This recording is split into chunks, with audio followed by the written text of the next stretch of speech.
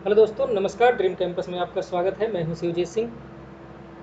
दोस्तों, आज जो हम टॉपिक शुरू करने जा रहे हैं वो करंट अफेयर्स में जो भी कोरोना से रिलेटेड डेवलपमेंट्स हुए हैं, आज से हम उसके बारे में पढ़ने वाले हैं। जो भी टॉपिक अपने एग्जाम के पॉइंट ऑफ व्यू से इम्पोर्टेंट है उसके बारे में हम चर्चा करेंगे। और आज के लेक्चर के बारे में बता दें दोस्तों कि आज का जो लेक्चर है इसमें जितने भी टॉपिक्स हैं वो काफ़ी इंपॉर्टेंट हैं आपके एग्ज़ाम के पॉइंट ऑफ व्यू से। इसमें से कोई भी क्वेश्चन पूछा जा सकता है, पूछे जाने की संभावना बहुत ज़्यादा है। उसके साथ ही दोस्तों, जो लोग नए हैं उनको मैं ये बता दूं कि जितने भी लेक्चर्स ये हो रहे हैं, करंट अफेयर्स के लगभग सारे लेक्चर्स ख़त्म हो चुके हैं। सबका पीडीएफ भी हम प्रोवाइड करवाते हैं अपने टेलीग्राम चैनल पे, जिसका लिंक नीचे डिस्क्रिप्शन बॉक्स में दिया गया है। वहाँ से आप जाके टेलीग्राम चैनल ज्वाइन कर लीजिए और जो भी वहाँ पे आपको पीडीएफ दिया जा रहा है उसको आप प्रिंट आउट करवा लीजिए। ये आपके एग्ज़ाम के समय में जब रिवीजन का टाइम आएगा तो रिवीजन करने के लिए ये बहुत ज़्यादा हेल्पफुल होगा आपके लिए। तो इसलिए आप जो है उसका प्रिंट आउट लेकर के ज़रूर रख लीजिए। साथ ही जो नए हैं उनसे ये भी निवेदन है कि सब्सक्राइब करें चैनल को, क्योंकि मेहनत बहुत ज़्यादा करता हूँ, कंटेंट बहुत अच्छा बनाता हूँ। अभी तक का जितना भी रिस्पांस रहा है सब बहुत ही पॉजिटिव रहा है। तो सब्सक्राइब कीजिए और यही सब्सक्रिप्शन ही है जिससे आप हमको सपोर्ट कर सकते हैं। तो खैर चलिए शुरू करते हैं आज का टॉपिक। लेकिन एक क्वेरी है, पहले उस पर बात कर लेते हैं। दोस्तों, जो उत्तर प्रदेश का इस समय का जो फॉर्मेट है एग्ज़ाम का, उसमें इस तरह का पैटर्न है कि आप इसका मेंस और यूपीएससी का प्रीलिम्स दोनों में कुछ चीज़ें बहुत ही आसानी से आप तैयार कर सकते हैं। कुल मिला के क्वेरी यही थी कि हम यूपी पीसीएस का मेंस और जो आने वाला यूपीएससी है 4 अक्टूबर को, उसका प्रीलिम्स दोनों को हम एक साथ कैसे तैयार करें। तो दोस्तों, सिंपल सी बात ये है कि जब आप मेंस की तैयारी कर रहे हों, आज के पैटर्न पे ये बहुत आसान है कि आप यूपी का मेंस और यूपीएससी का प्रीलिम्स दोनों एक साथ तैयार कर सकते हैं बहुत आसानी से। कैसे? जब आप यूपी पीसीएस के मेंस की तैयारी कर रहे होते हैं तो आपको जो जीएस वाला पोर्शन पढ़ना है, मतलब हिस्ट्री पढ़ना है आपको, उसमें आर्ट एंड कल्चर पढ़ना है, फिर उसके बाद आपको ज्योग्राफी पढ़ना है, फिर इन्वायरमेंट पढ़ना है, आपको इकोलॉजी पढ़ना है, फिर उसके बाद आपको साइंस पढ़ने हैं, टेक्नोलॉजी पढ़ना है और इकोनॉमिक्स वाला सेक्शन पढ़ना है। तो कुल मिला के ये कि अगर आप चाहें तो आप अपना जो यूपीएससी का स्टैटिक जीएस है उसको यूपी के मेंस के साथ तैयार कर सकते हैं, क्योंकि यूपी के मेंस में आपको जो जीएस का स्टैटिक पोर्शन है वो तो तैयार करना ही करना है। ओके, तो जब तक आपका मेंस होता है तब तक आप ये सुनिश्चित कर लीजिए कि जो आपका स्टैटिक जीएस का पोर्शन है वो आपका पूरी तरह से तैयार हो गया है। उसके बाद देखिए 1 महीने का टाइम मिलेगा आपको मेंस देने के बाद यूपीएससी का प्रीलिम्स के लिए। तो उस 1 महीने में आपको क्या करना है, करंट अफेयर्स दबा के पढ़ना है और साथ में जो है टेस्ट सीरीज लगानी है।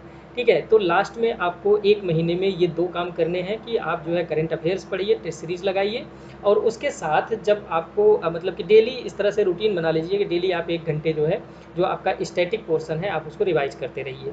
तो इस तरह से आपका जो मेंस का तैयारी है और जो आपका प्रीलिम्स की तैयारी है ये दोनों एक साथ बहुत आराम से हो जाएगी। ठीक है, तो उम्मीद है कि आपको मतलब मेरा ये आइडिया है, बाकी आप अपने हिसाब से भी देख सकते हैं। तो उम्मीद है कि मेरा जो आइडिया है ये आपको ठीक लगा होगा, आपको समझ में आ रहा होगा कि इसको कैसे करना है, हम कैसे तैयार कर सकते हैं इसको। तो चलिए शुरू करते हैं आज का पहला टॉपिक। पहला जो टॉपिक है दोस्तों आज का वो है south Korea model to control कोविड-19। देखिए, जो कोविड-19 का जो फंडामेंटल चीज़ है कि मतलब कोरोना वायरस क्या है और ये कैसे स्प्रेड होता है या सार्स क्या होता है, ये सब सारी चीज़ें मुझे उम्मीद है कि आप लोग कहीं ना कहीं पढ़े होंगे। और मुझे नहीं लगता कि वहाँ से डायरेक्ट क्वेश्चन भी पूछा जाएगा, क्योंकि इसके पहले भी बहुत सारे वायरल आउटब्रेक्स हुए हैं। तो उसमें जो है कोई वायरस के बारे में नहीं पूछा गया है।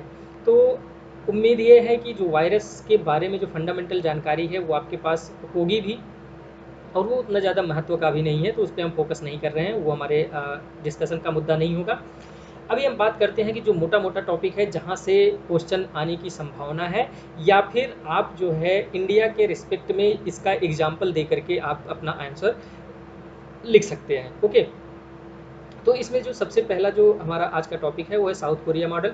दोस्तों मैं बता दूं कि जो आज के टॉपिक्स हैं ये बहुत ही इंपॉर्टेंट हैं। इसमें जैसे कि मैं आपको पहले ही बता दूं, क्योंकि बहुत सारे लोग होते हैं कि ये वीडियो को स्टार्ट करते हैं और उनको लगता है कि ये काम की नहीं है तो बंद कर देते हैं।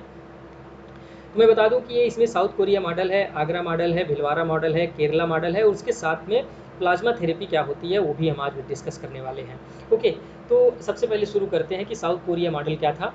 South the Korean model a vigorous regime of trace test and treat, मतलब ट्रिपल टी का इसका मॉडल था कि सबसे पहले ट्रेस कीजिए, फिर उनका टेस्ट करिए, फिर उसके बाद उनको ट्रीट करिए। Okay, has shown remarkable result in controlling the spread of novel corona virus without putting a nation wide lockdown in place, मतलब साउथ कोरिया में बिना नेशन वाइड लॉकडाउन लगाए ही काफ़ी हद तक वो अपने कोरोना वायरस से जो उनका लड़ने का मैकेनिज्म था, कोरोना वायरस का जो केसेस था उसको काफ़ी हद तक उन्होंने कम कर लिया था। ठीक है, अभी देख लेते हैं कि जो इनका मॉडल था, इस मॉडल के तहत उन्होंने किया क्या था एक्चुअली। ओके, तो उन्होंने सबसे पहले ये बताया कि it is grounded on the concentrated testing of high risk areas and cluster.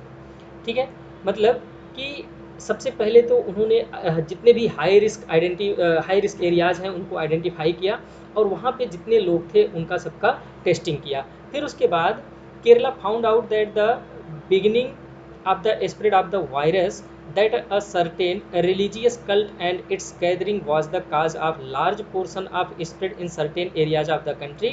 This group had massive gatherings in a closed off space. अब देखिए, अगर मान लीजिए कि इस तरह से क्वेश्चन आए कि जब हम गवर्नेंस वाला सेक्शन कर रहे थे तो उसमें हमने इस्लामोफोबिया के बारे में पढ़ा था। इस्लामोफोबिया क्या हमारे यहाँ है या नहीं है, तो उस समय पे बहुत सारे लोगों के दिमाग में ये भी आया होगा कि हम उसमें जो तबलीगी जमात हमारे यहाँ हुआ था उसके बारे में हम बात कर लें, लेकिन हमने ऐसा बात उस पर कुछ किया नहीं।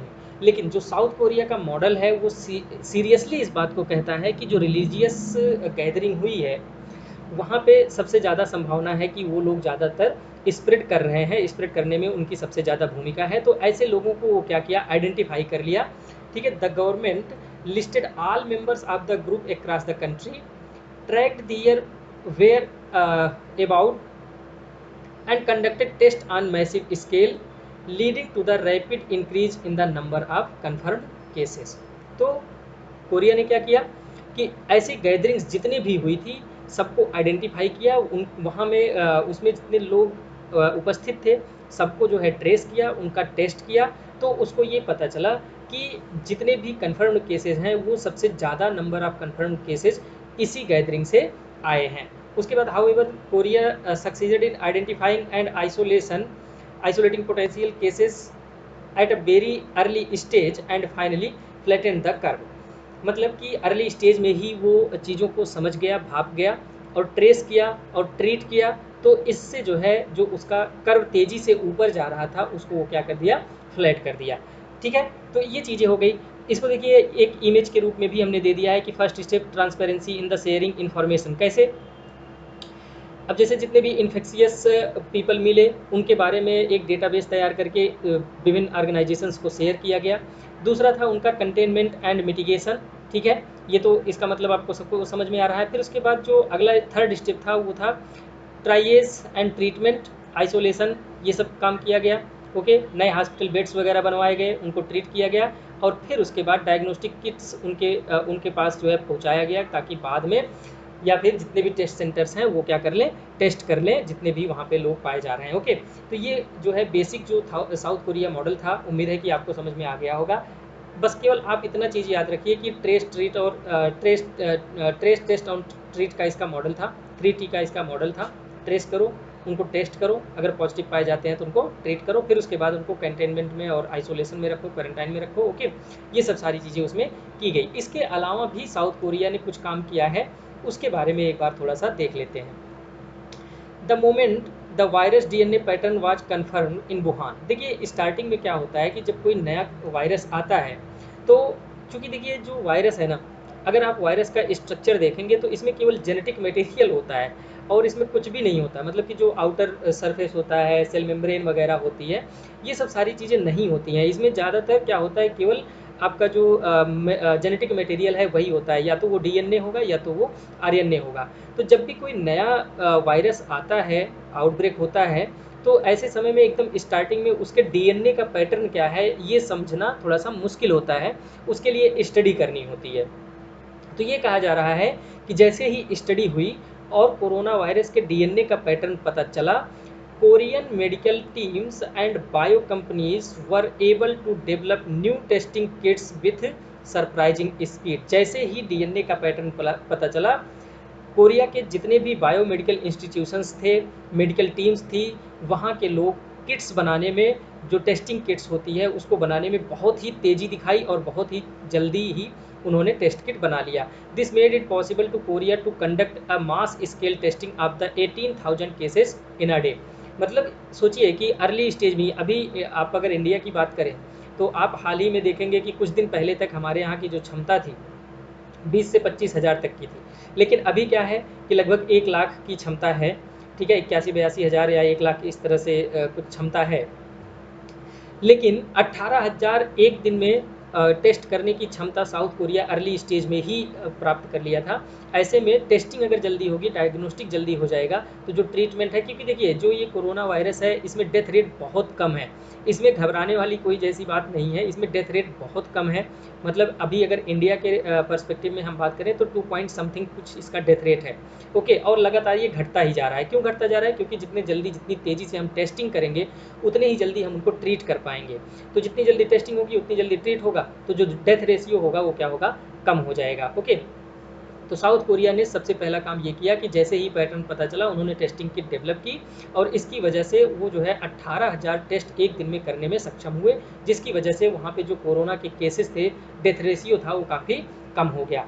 और anybody in a Korea who has symptom or reasons to be tested can get a test within minutes at a drive through or walk through. मतलब ये कि आप जाइए वहाँ पे, ऐसी व्यवस्था उन्होंने बनाई कि आप वहाँ पे जाइए और अपने ब्लड सैंपल्स दीजिए और आप ब्लड सैंपल्स देके घर वापस आ जाइए। अगले दिन आपको मोबाइल पे मैसेज आ जाएगा कि आपका रिजल्ट कैसा रहा है। तो ऐसे में आप अगर एक इस तरह से एक नक्सल में देखना चाहें, ठीक है, तो जो साउथ कोरिया का बेसिक आइडिया था, जो बेसिक मॉडल था, वो ये था कि हम कितनी फास्ट टेस्टिंग करें, डायग्नोस्टिक करें, और लोगों को, जितने लोग पॉजिटिव हैं उनको हम, उनका हम पता लगा लें। ठीक है, तो जो बेसिक मॉडल था, बेसिक आइडिया था उसका यही था। हालांकि आपको बेसिक मॉडल में क्या दिखाना है? 3T दिखाना है, मतलब सबसे पहले ट्रेस करो, टेस्ट करो और ट्रीट करो। ठीक है, तो उम्मीद है कि साउथ कोरिया मॉडल आपको पूरी तरह से समझ में आ गया होगा। ठीक है, अगला जो हमारा टॉपिक है, अगला जो मॉडल है वो है Bhilwara model. Very unique model, India का मॉडल है और ये वर्ल्ड वाइड फेमस हुआ।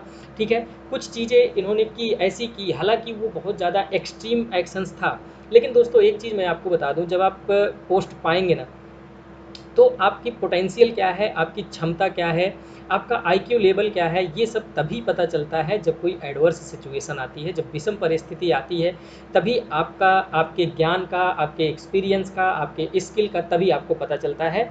और यही एक ऐसा समय होता है दोस्तों कि आप जो है अपनी क्षमताओं को दुनिया को दिखा सकते हैं। ओके, और देखिए क्या है कि बहुत सारे लोगों के अंदर ये होता है कि जब भी कोई एडवर्स परिस्थिति आती है तो वैसे में वो नर्वस हो जाते हैं, या फिर काम करने का मन नहीं करता, या फिर डर जाते हैं, भयभीत हो जाते हैं। ठीक है, तो ऐसे लोगों का कोई विशेष महत्व नहीं होता है समाज में। ठीक है, बस खाली वो नौकरी कर रहे हैं, इतना समझ लीजिए। लेकिन जो व्यक्ति ऐसी एडवर्स परिस्थितियों को निपटने के लिए, नए तरीके से चैलेंज को एक्सेप्ट करने के लिए और उसको दूर करने के लिए प्रतिबद्ध रहता है, और उसके लिए वो एफर्ट डालता है, कोई नए आइडियाज़ डेवलप करता है, उसी को रिकग्नाइज किया जाता है। जैसा कि हम बात कर रहे हैं कि जो भिलवाड़ा के डिस्ट्रिक्ट मजिस्ट्रेट थे, राजेंद्र भट्ट साहब का। ठीक है, हो सकता है कि कोरोना टाइप की कोई चीज़ ना आती तो इनका नाम जो है आज हम ना पढ़ रहे होते। ओके, तो जो एडवर्स परिस्थितियाँ होती हैं, जो विषम परिस्थितियाँ होती हैं, उसी में आपकी क्षमता को देखा जाता है, उसी में आपकी क्षमता को परखा भी जाता है, और उसी में आपकी क्षमता में निखार भी आता है, लोग उसको रिकग्नाइज भी करते हैं। ओके, तो ये हो गया बेसिक चीज़, बोल बच्चन टाइप का। ठीक है, अभी देख लेते हैं कि जो भिलवाड़ा मॉडल था राजस्थान का, वो क्या था। ठीक है, Bhilwara model has emerged fairly successful in handling कोविड-19 outbreak in the city which was earlier fear to be another Italy in making. मतलब ये कि अगर वहाँ पे ऐसी व्यवस्थाएं नहीं की जाती, ऐसे स्टेप्स नहीं लिए जाते, तो क्या होता कि इटली में जिस तरह से आउटब्रेक हुआ था उसी तरह से आउटब्रेक राजस्थान और भिलवाड़ा में भी आपको देखने को मिलता। ठीक है। The district under the leadership of district collector and magistrate DC and DM magistrate Rajendra Bhatt witnessed अ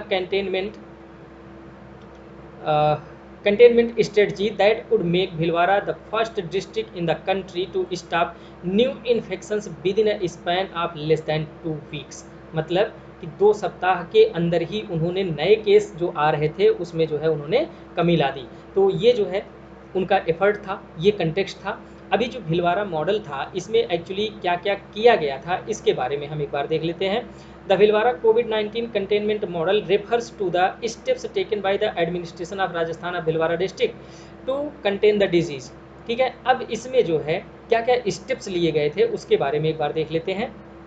सबसे पहले imposing A curfew in the district which also bad the essential services. ठीक है। अब सोचिए कि ये एक स्ट्रिक्ट स्टेप था, इसेंशियल सर्विसेज को भी बैन कर दिया गया वहाँ पे कि किसी भी तरह का कोई मूवमेंट नहीं होगा। ओके, ये हार्श था, एक्सट्रीम था, लेकिन उसका रिजल्ट जो था वो पॉजिटिव था, वो अच्छा था। अभी सोचिए कि कभी कभी ऐसा होता है कि इंटरव्यू में आपसे क्वेश्चन पूछ लिया गया या फिर मेंस में आपसे क्वेश्चन पूछ लिया गया, तो बहुत सारे लोग होते हैं जो स्ट्रेट फॉरवर्ड लिखते हैं। ओके, तो कभी कभी स्ट्रेट फॉरवर्ड एक्शन भी जो होता है वो आपका फ्रूटफुल हो जाता है इन पॉजिटिव मैनर। तो ऐसे में अगर आप कोई एक्सट्रीम सेंटेंस लिख रहे हैं तो उसको आप जस्टिफाई कीजिए एग्जाम्पल दे करके। तो जैसे अगर आप कोई आंसर लिख रहे हैं और आप कोई एक्सट्रीम एक्शन लेने की बात कर रहे हैं तो भिलवाड़ा मॉडल आपके लिए एक उदाहरण का काम करेगा। मेरा कहने का सेंस ये था। ओके, उसके बाद extensive screening and house to house survey, okay, to check the possible cases. आपने न्यूज़पेपर में देखा होगा कि जो मेडिकल टीम थी उनके साथ पुलिस भी जाती थी हाउस टू हाउस सर्वे करने के लिए कि कितने लोग हैं, उनका सबका टेस्टिंग करना, उनकी हिस्ट्री, उनका डेटाबेस तैयार करने के लिए। पुलिस क्यों जाती थी? क्योंकि उस समय पे आपने देखा होगा कि जिसके भी पास वो जाती थी चेक करने के लिए वो पुलिस के ऊपर पथराव कर देती थी, अटैक कर देती थी। उन सब चीज़ों को बचाने के लिए पुलिस भी जाती थी। ओके, फिर उसके बाद डिटेल्ड कॉन्टैक्ट ट्रेसिंग आप ईच पॉजिटिव केसेज, जितने भी पॉजिटिव केसेज मिले उनका डिटेल ट्रेसिंग हुई।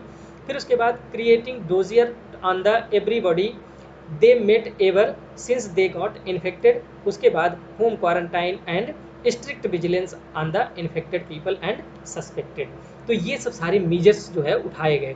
अभी अगर इसको इस तरह से एक फिगर के रूप में देखिए तो इस तरह से आप देख सकते हैं कि city border was sealed immediately, मतलब सिटी का पूरा बॉर्डर सील कर दिया गया।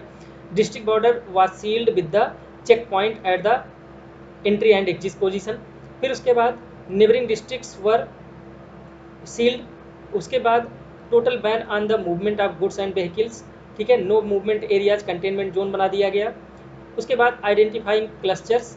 फिर उसके बाद डेली डिसइंफेक्शन। उसके बाद क्वारंटाइन एंड आइसोलेशन वार्ड्स। तो ये सब सारे स्टेप्स उठाए गए वहाँ पे, जिसकी वजह से भिलवाड़ा का नाम पूरी दुनिया में फेमस हुआ कोविड-19 से लड़ने के लिए। ठीक है, उसके बाद इसमें देखिए कुछ चीज़ें और हो सकती हैं। देखिए साउथ कोरिया मॉडल जो है वो विदेशी मॉडल था तो उसमें बहुत ज़्यादा हम डिटेल में नहीं गए, लेकिन जो भिलवाड़ा मॉडल है इसमें थोड़ा सा आपको डिटेल में जाने की ज़रूरत है। जैसे कि ये क्वेश्चन आपका 4th पेपर में भी आ सकता है। ओके, फिर गवर्नेंस वाले पेपर में भी, गवर्नेंस वाले सेक्शन में भी आ सकता है 2nd पेपर में। तो इसलिए रोल ऑफ एडमिनिस्ट्रेशन ये हमारे एग्जाम के पॉइंट ऑफ व्यू से काफ़ी इंपॉर्टेंट हो सकता है। ओके, अभी रोल ऑफ एडमिनिस्ट्रेशन मतलब एडमिनिस्ट्रेशन का क्या रोल था उसको एक बार हम फटाफट देख लेते हैं।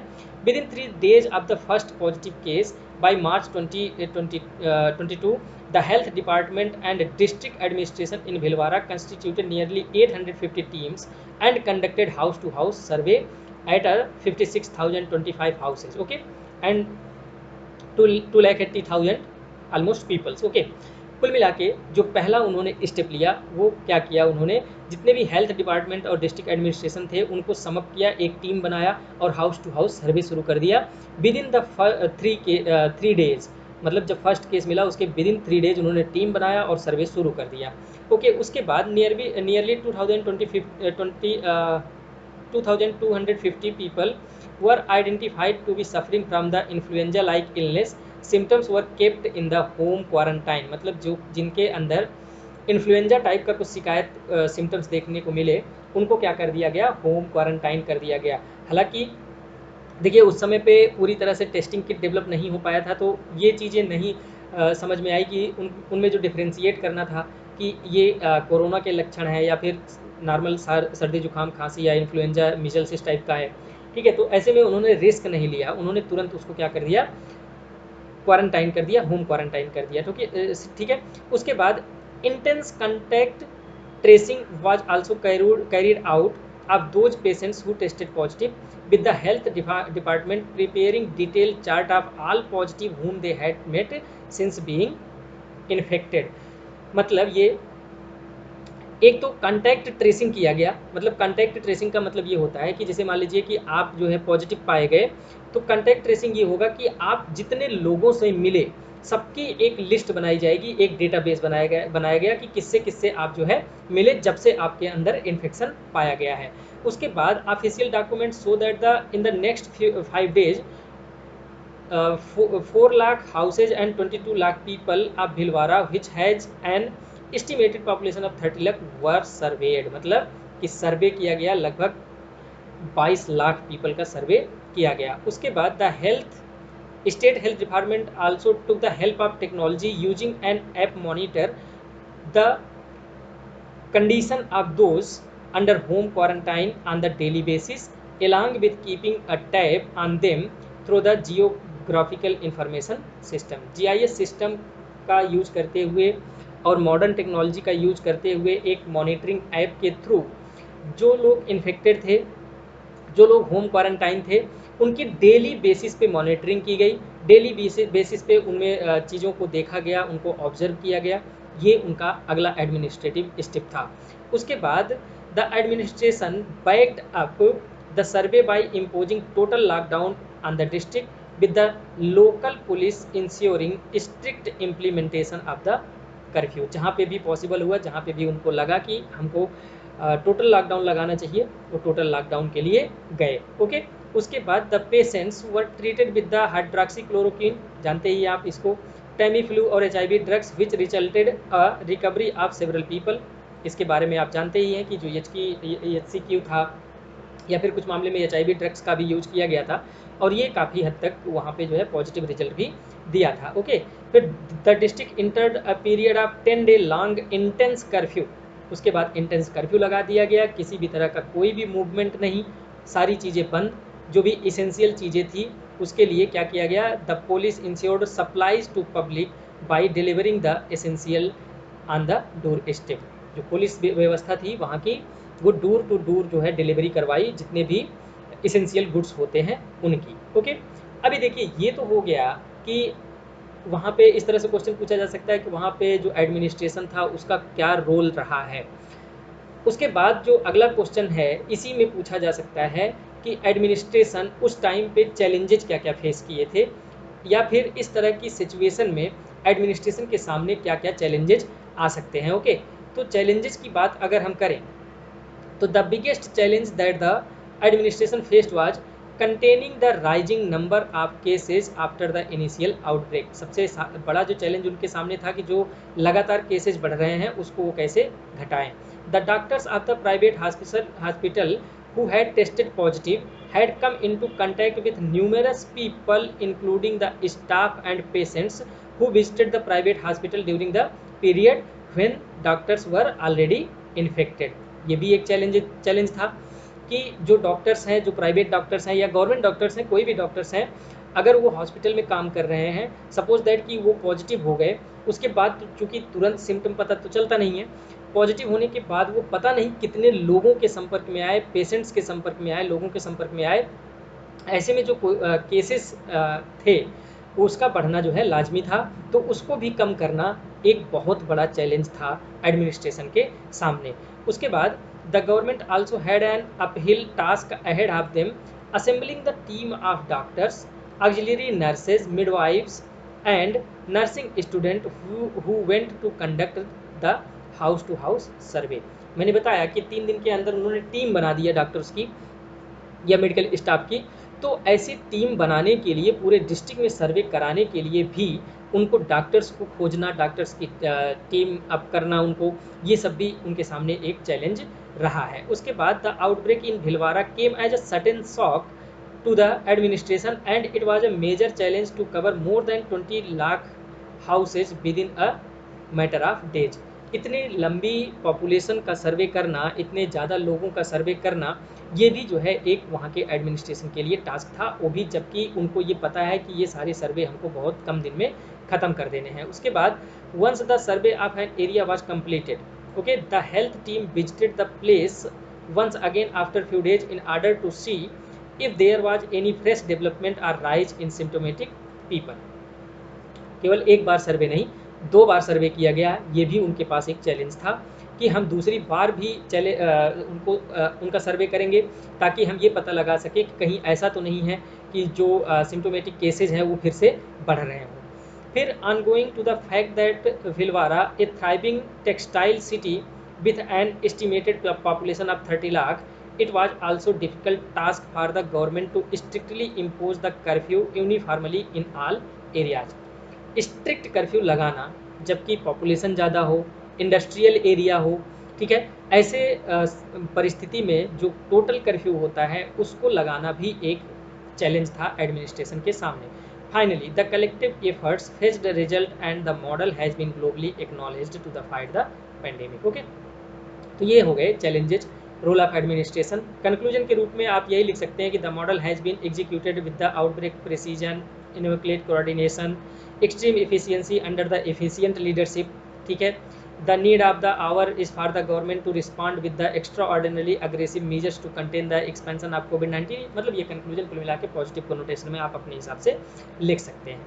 ये तो बात हो गई भिलवाड़ा मॉडल की। अभी जो हमारा मॉडल है वो है आगरा मॉडल, ठीक है। आगरा मॉडल और भिलवाड़ा मॉडल, इन दोनों में से हो सकता है कि एक आपके चारों पेपर से कहीं ना कहीं तो एक मॉडल यहाँ से क्वेश्चन आना तय है, ठीक है। आगरा मॉडल का एकदम सिंपल सा कॉन्सेप्ट था, आप यहाँ पे इसको पूरी तरह से पढ़ भी सकते हैं आराम से, ठीक है। आपको एक मतलब कि इस तरह से एक आसान भाषा में मैं बता दूँ कि वहाँ पे क्या किया गया। जैसे मान लीजिए कि यहाँ पे कोई केस पाया गया तो इसको एपी सेंटर माना गया, ओके। फिर इस एपी सेंटर के 3 किलोमीटर तक उन्होंने एक जोन बना दिया, ठीक है, जिसको उन्होंने बताया हॉटस्पॉट एरिया, ओके। 3 किलोमीटर तक का जो एरिया था उसको उन्होंने हॉटस्पॉट एरिया बनाया। फिर उसके बाद एक जोन उन्होंने और बनाया जिसको उन्होंने बताया कि ये जो है बफर जोन है, जिसका रेडियस था 5 किलोमीटर। मतलब ये कि क्या समझ में आ रहा है आपको, यहाँ का जो मॉडल था वो था जोनिंग मॉडल। पहले तो उन्होंने एपी सेंटर को आइडेंटिफाई किया, फिर उसके बाद उसके 3 किलोमीटर के रेडियस में उन्होंने उसको हॉटस्पॉट घोषित कर दिया। फिर उसके बाद 5 किलोमीटर का जो एरिया था उसको उन्होंने क्या किया, बफर जोन बना दिया। तो ऐसे में देखिए, ऐसे में क्या होगा, फ़ायदा क्या होगा इसका कि जो आपका एफर्ट होगा वो फोकस्ड एफर्ट होगा। मतलब पूरे एक शहर में लॉकडाउन लगाने से बेहतर ये है, पूरे एक शहर को कंटेनमेंट जोन बनाने से बेहतर ये है कि आप इस तरह से जोनिंग कर लीजिए, और जोनिंग करने के बाद यहाँ पे स्ट्रिक्ट जो भी इम्प्लीमेंटेशन है, जो भी कानून आपको लगाना है, कर्फ्यू लगाना है, लॉकडाउन लगाना है, वो सब सारी चीज़ें आप ये करिए, ओके। फिर उसके बाद Agra covered about 1 lakh house hold in a few days, took about 1000 samples. उसके बाद सैम्पलिंग शुरू किया इन्होंने। A security guard was robed into supply of daily needs of the families. एक गार्ड की व्यवस्था की गई ऐसे कैंटोन में, मतलब कि ऐसे जो हॉटस्पॉट या एपी सेंटर जोन थे, या फिर ये जो 3 किलोमीटर वाला हॉटस्पॉट जोन था, 3 किलोमीटर वाले हॉटस्पॉट जोन में उन्होंने एक गार्ड को डिप्लॉय किया कि इसेंशियल सर्विसेज की डिलीवरी करेगा। उसके बाद दे यूटिलाइज द जितने भी स्मार्ट सिटी वाले इंफ्रास्ट्रक्चर्स थे सब इन्होंने यूटिलाइज किया और एक कमांड कंट्रोल सेंटर बनाया, इंटीग्रेटेड कमांड कंट्रोल सेंटर बनाया, ताकि एक ही जगह से इंटीग्रेटेड मैनर में सारी व्यवस्थाओं को देखा जा सके।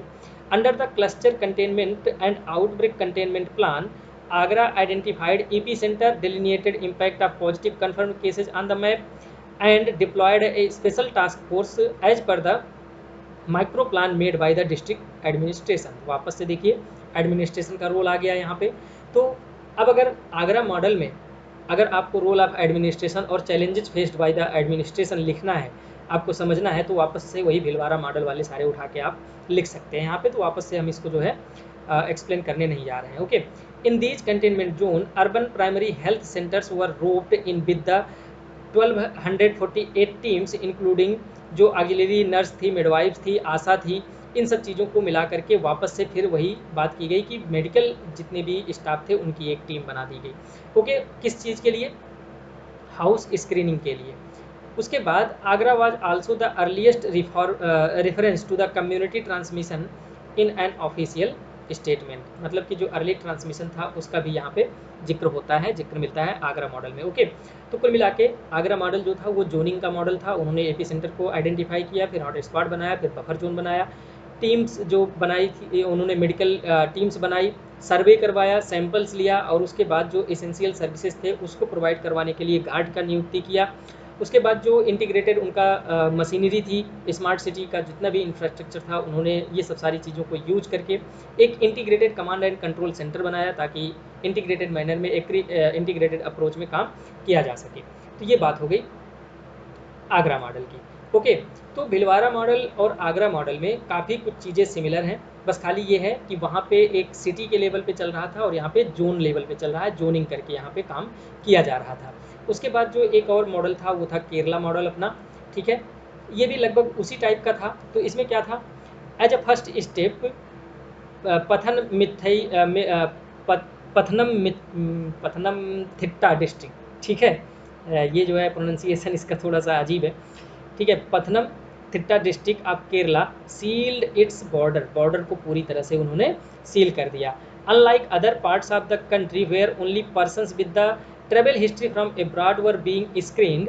इनिशियली स्टेज में आपने देखा होगा कि जो इंडियन गवर्नमेंट थी वो जो अब्रॉड ट्रेवल किए थे उन्हीं की स्क्रीनिंग कर रहा था, लेकिन जो ये पथनम थिट्टा डिस्ट्रिक्ट था इन्होंने क्या किया कि ये इन्होंने अलग स्टेप, एक स्टेप आगे बढ़े, ठीक है, इन्होंने क्या किया, it decided to do so far all entering the district, जो भी उस डिस्ट्रिक्ट में इंटर कर रहा था सबकी स्क्रीनिंग शुरू कर दिया।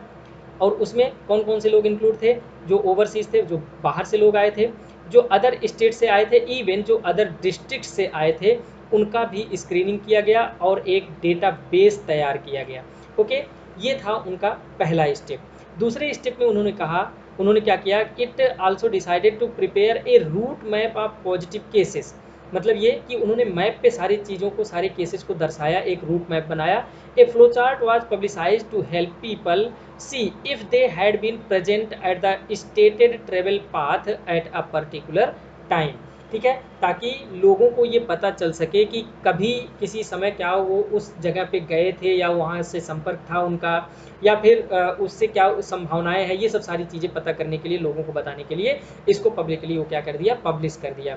उसके बाद क्या किया, it launched a call centre from where inquiries were made twice daily to those under quarantine.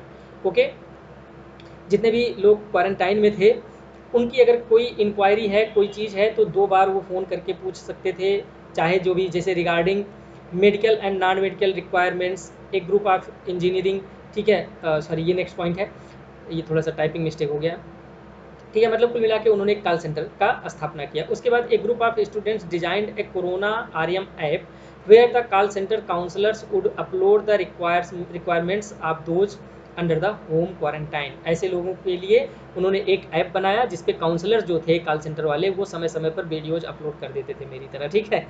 उसके बाद it then put in place geo mapping of those under observation with limited kit, they could test only 200 samples a day, so they chose categories like international travelers, interstate travelers, health workers, migrant workers, ठीक है, senior citizen under the observation.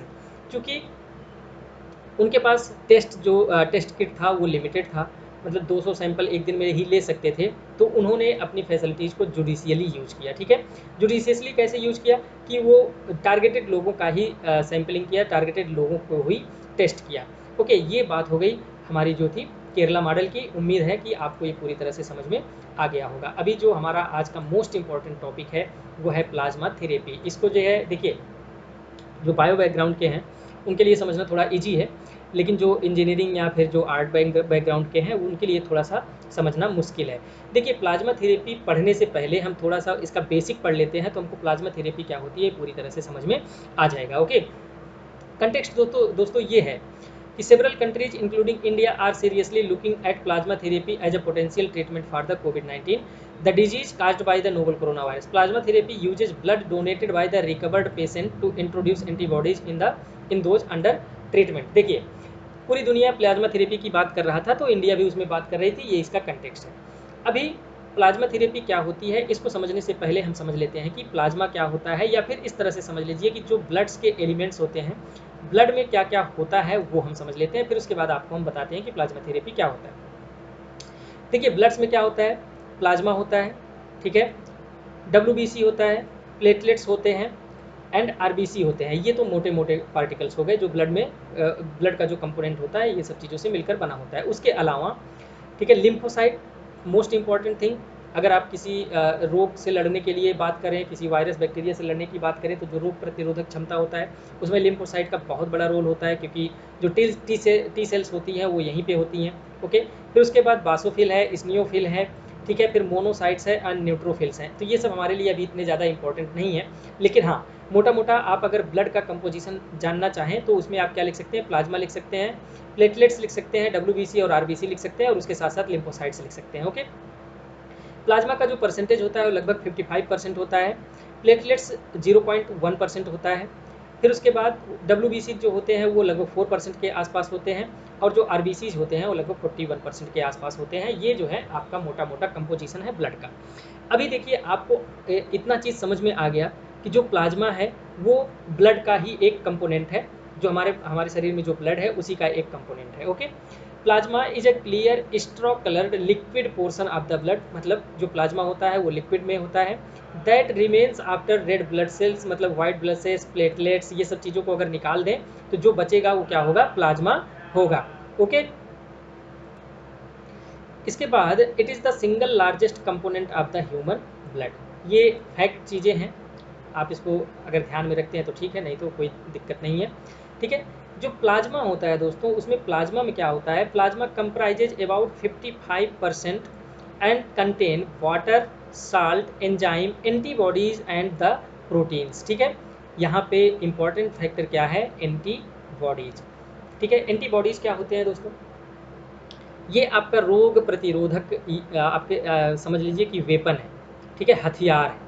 अगर आपके शरीर के ऊपर कोई foreign particle या foreign pathogen attack करता है तो ये हमारा जो होता है ये डिफेंस सिस्टम होता है, बाहरी पैथोजन से, बाहरी वायरस बैक्टीरिया से ये लड़ता है, उसको आइडेंटिफाई करता है, उससे फाइट करता है, उसको न्यूट्रलाइज करता है और आपके शरीर को प्रोटेक्ट करता है।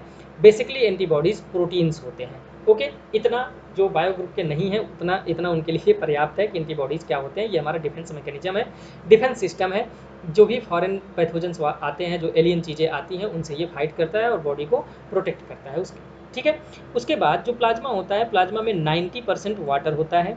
Plasma is a transporting medium, यह एक ट्रांसपोर्टिंग मीडियम है for the cells and variety of substances vital to the human body. मतलब ये जैसे न्यूट्रिशन हो गया, एंजाइम्स हो गए, ठीक है, कोई और भी फैक्टर्स हो गए, उन सब चीज़ों को एक जगह से दूसरी जगह ले जाने के लिए ये ट्रांसपोर्टिंग मीडियम का काम करता है। ठीक है, plasma carries out variety of functions, कई सारे इसके फंक्शंस होते हैं, उसमें से इंपॉर्टेंट फंक्शंस क्या हैं, clotting of bloods, fighting diseases and other critical functions. दो इंपॉर्टेंट फंक्शंस हैं।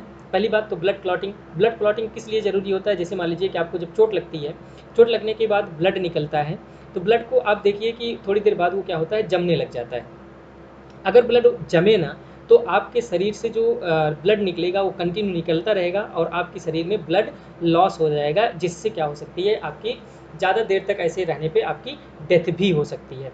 उसके बाद चूंकि इसमें देखिए एंटीबॉडीज़ होते हैं, तो ये क्या करता है, फाइटिंग द डिजीजेज, मतलब रोगों से लड़ने के लिए भी काम करता है। तो जो प्लाज्मा का है, उसका जो प्लाज्मा का मेन फंक्शन है वो आपको समझ में आ गया कि clotting of the blood and the fighting with the diseases, ये दो मेन फंक्शंस उसके हैं।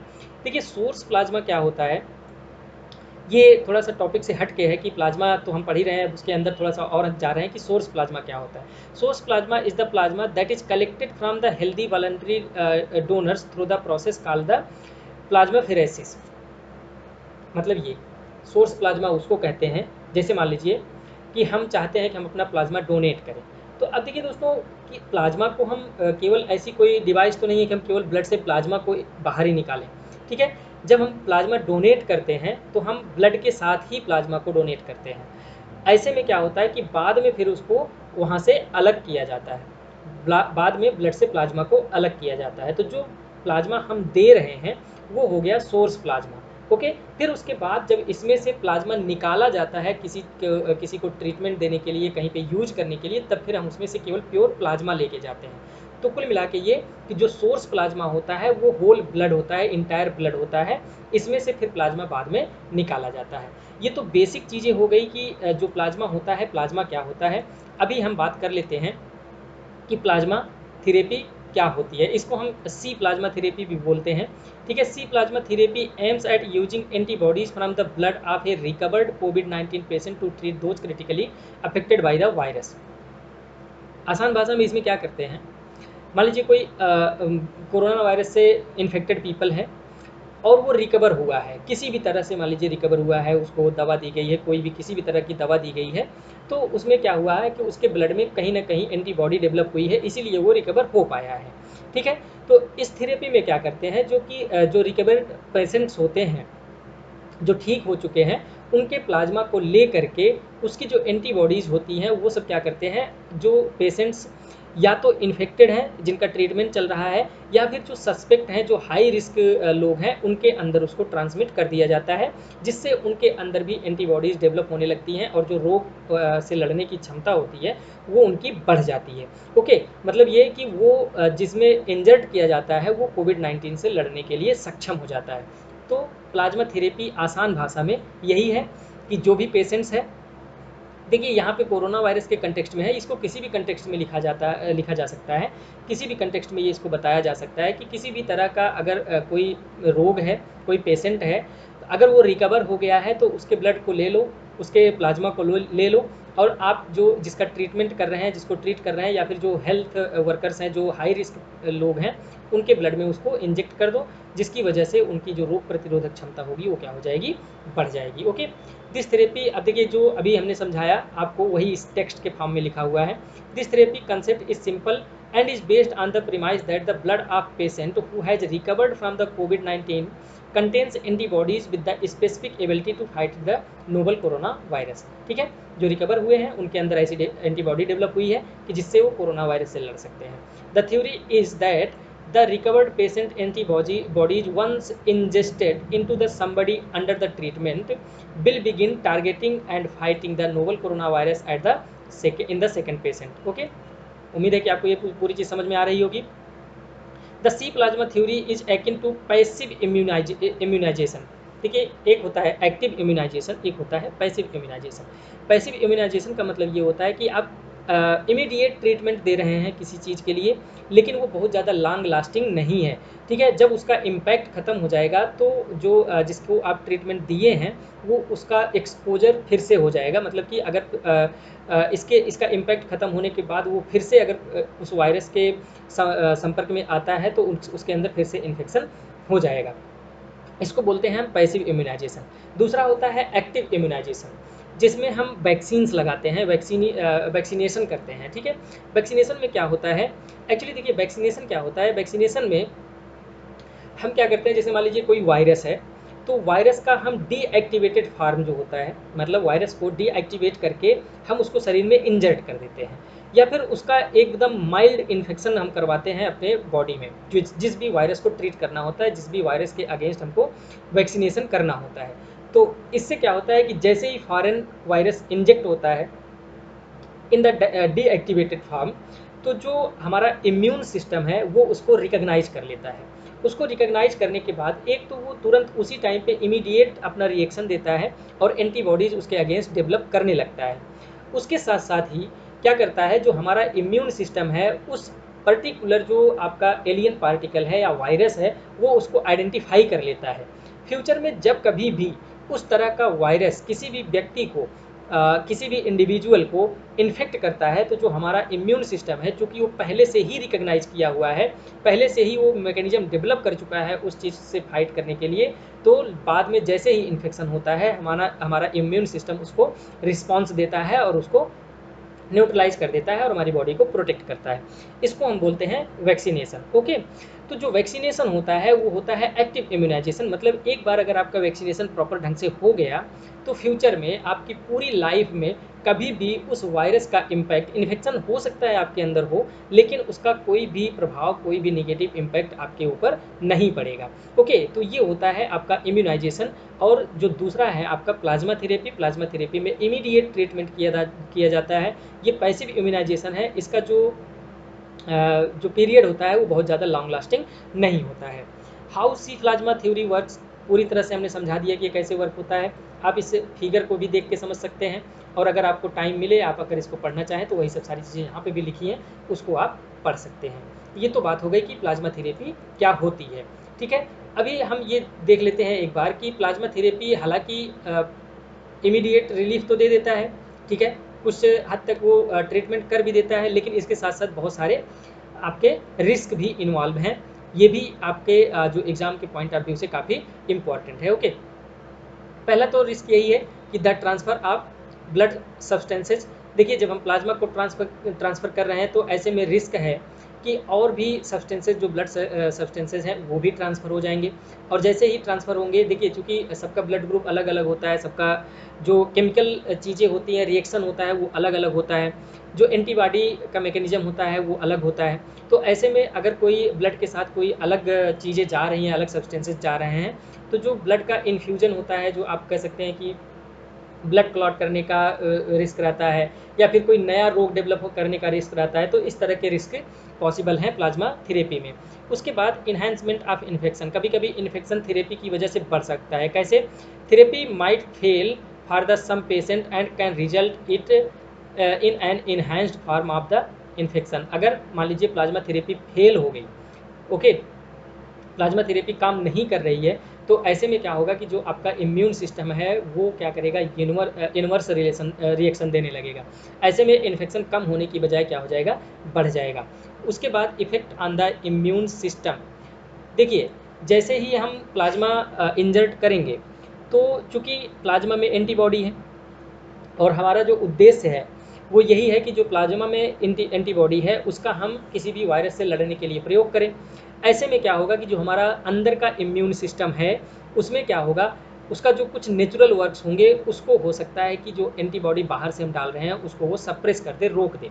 ऐसे में क्या होगा कि इम्यून सिस्टम, देखिए, बहुत ही सेंसिटिव होता है। कोई भी चीज़, कोई भी नई चीज़ होती है तो वो उसको रिकॉग्नाइज करता है। और ऐसे में हो सकता है कि जब हम एक बार किसी को प्लाज्मा थेरेपी दे दें और उसका कोई पोर्शन, इम्यून सिस्टम का कोई पार्ट ऐसा है जो कि नेचुरल रूप से काम करना चाहिए, लेकिन इस थेरेपी के बाद वो काम करना बंद कर दिया, तो हो सकता है कि वो कुछ दिन के लिए काम करना बंद करे, लेकिन कभी कभी क्या हो सकता है कि वो लॉन्ग टाइम के लिए, लंबे समय के लिए, या आजीवन जो है वो पूरी तरह से काम करना बंद कर दे। तो ऐसे में क्या हो सकता है कि जो हमारा इम्यून सिस्टम है उस पर एडवर्स इम्पैक्ट पड़ सकता है प्लाज्मा थेरेपी से। तो ये सब सारे चैलेंजेस आप जो है देख सकते हैं। उसके बाद एक और टर्म है, ये एक्स्ट्रा टर्म है कि सेरम, और ये इंटरव्यू वालों के लिए है कि सेरम और प्लाज्मा में क्या अंतर है।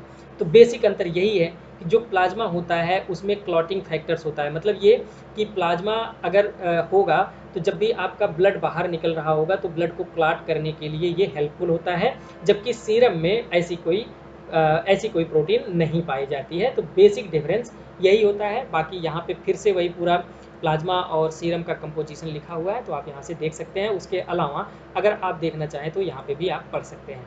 तो ये बात हो गई सीरम और प्लाज्मा में क्या डिफरेंस है, प्लाज्मा थेरेपी क्या होती है, प्लाज्मा क्या होता है, और प्लाज्मा थेरेपी में चैलेंजेस क्या हैं। ये सब सारी चीज़ें हम लोगों ने देख लिया।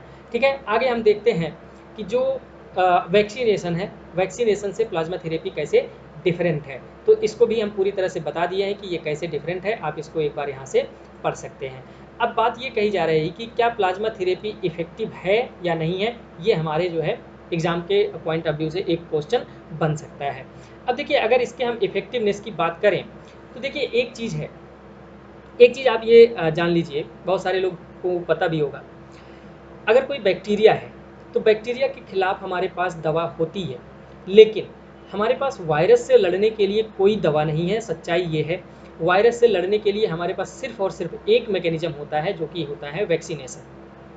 लेकिन वैक्सीनेशन या वैक्सीन को डेवलप करने में लगता है टाइम। क्यों? क्योंकि वैक्सीन डेवलप करने से पहले हम जिस भी वायरस के बारे में, जिस भी वायरस के अगेंस्ट हम वैक्सीन डेवलप करना चाहते हैं, पहले उस वायरस की कंप्लीट स्टडी करनी होती है, उसका जेनेटिक स्टडी करना होता है, जेनेटिक सेटअप, जेनेटिक पैटर्न, ये सब स्टडी करना होता है।